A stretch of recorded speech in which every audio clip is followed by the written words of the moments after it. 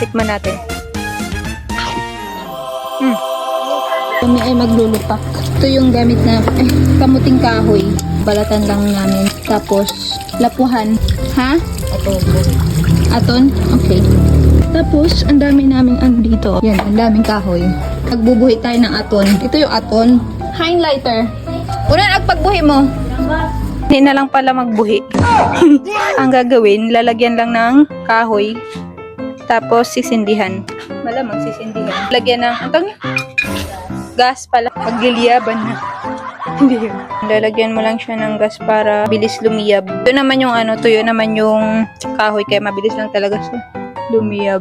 Ayan. May kahoy. Ay, may apoy. Balanghoy daw. Let's get balanghoy. And let's lupak-lupak. Tumadaigay balanghoy. Ilan? Jesus, biyawang mo yan yung haba. Maliit. Kali ng kabakaig. Muting kahoy. Panit. Lupa-lupa pa. Takang na ng... Luan lang natin siya ng ilang minuto. Pag malambot na, dikin na. Lulupak na natin. Grabe yung apoy, oh. Lilipad na yung kaldero sa lakas. Nyog.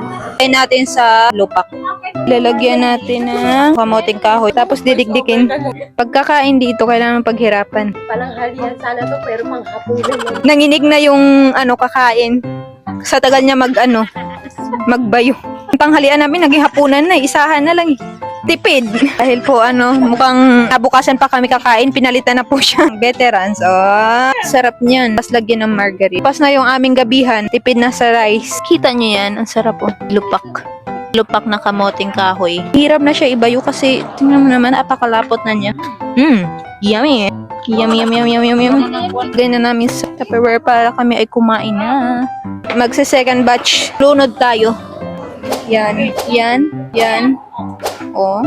Pwede ba na ilunod na lahat? Kasi mahirap bayuhin pagka hindi. Sa bagay. Kuman na. Yan, butangan ng asukal na may niyog. Wow. Yan ang totoong lupak. Lagyan natin ng margarine. Tikman natin.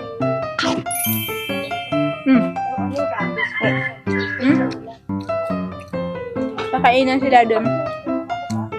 So, that's it guys. Ang sarap na nilupak. Bye.